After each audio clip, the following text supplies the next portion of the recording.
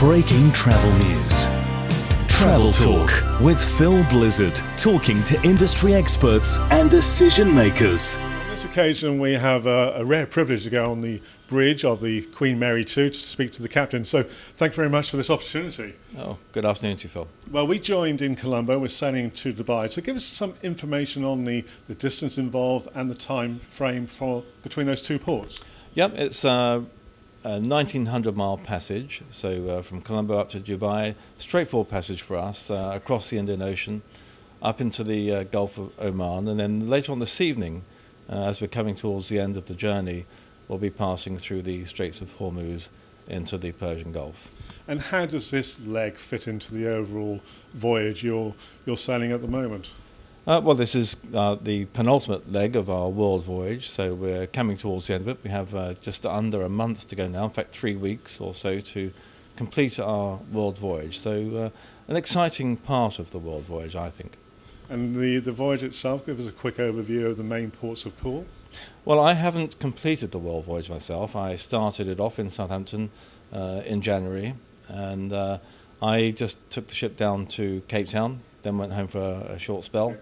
And rejoined in Hong Kong, so I've probably doing about 50% of the overall world voyage. Now I'm wondering what would be, and I don't suppose there is a typical day in the life of a captain of a vessel of this, but give us some idea of what you would do throughout a day. Well, as you say, there is no typical day, and I think you may have spoken to the hotel manager earlier on today, and he would have said the same thing. Our days, my day anyway in particular, is very much driven by weather. Particularly when we're on the North Atlantic, which forms about 8 months of our year. And so how the weather performs, or how the ship performs in the weather, is really one of my main concerns. And that dictates how my day is going to spread out. I have a lot of responsibility up here, of course, for the safe navigation of the ship. My key responsibility is the safety of the ship and all persons on board.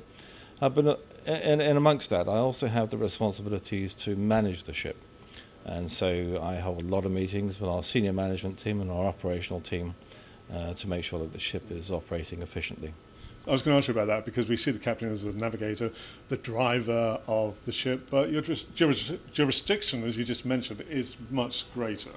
Yes, I don't particularly like the term driver. It seems to have crept in these days. I do have a navigator, and I have a very good team on board the bridge who are navigating the ship for me. So I oversee that operation. But yeah, we're very competent people that we have up here managing the navigation of the ship. So how would you say in your career the engineering, the technology of a liner, how's that evolved? Well, I started quite a long time ago, and I'm coming towards the end of my career now. I recall when I first started that radars they had been in service for some time, but they were still quite unique, and so we would actually stick our heads in a hood of a radar and look into a small screen, and use Chinograph pencils to plot ships on that screen. Whereas nowadays we have much larger screens with electronic charts, with radar overlays, and all of our targets are automatically plotted, and we see exactly their courses and the speed almost instantaneously. So a massive change in that area. Of course, then there's the advent of GPS, global positioning systems. All the communications that we have available to us now actually are far more considerable than what we had 20 or 30 years ago. And of course on this ship, one of the key things is the propulsion, which is a podded propulsion, which is far in advance of anything we would have had 20 or 30 years ago. So evolving all the time, no doubt. Definitely. Regarding routes and passages, which are perhaps the most challenging for the captain doing a world tour? Well, it could be anywhere, to be honest with you. Again, it comes back very much to the weather. And so you can never really tell what's going to happen in any of the oceans of the world. We could be out in around Australia and still get cyclones. Right. In the same way as if we're on the Atlantic operating on our normal Atlantic service, where we could get hurricanes and very severe weather there. So at the moment, looking out through the window here from the deck, is a very calm, placid sea. So, yes. For you, relaxing or? This is a lovely day for me, yes. It's very pleasant, but we do have traffic around, and then later on, about 5 o'clock this evening, just 3 or 4 hours, 4 hours from now or so, we'll start to get into a more congested area and start to close the coast. And so, the risk elements of how we navigate the ship start to increase, and so we take care of that. So heading towards the Strait of Hormuz, which is an incredibly busy passageway, isn't it? Yeah, very much so, yes. So it's one of the hubs of the marine traffic of the world, yes. And to finish off, I mean, your career has been numerous years. You've been to a vast number of port of calls. Which ones have been perhaps most special to you?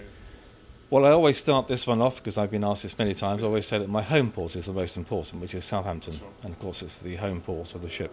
And then we have similarly have a home port in the States, in America, which is New York, because we're there so often.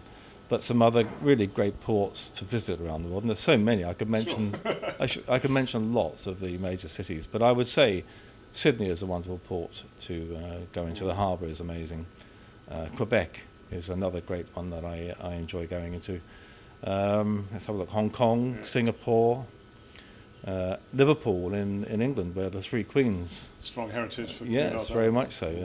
A lovely port to go and visit as well. So there's so many. It's difficult, difficult to leave any out, to be honest with you. Exactly. Sure. Yeah. Well, thanks very much indeed for your insight on your work, and also, as you mentioned there, the port of calls you've been into. Thanks. You're welcome. Thank you.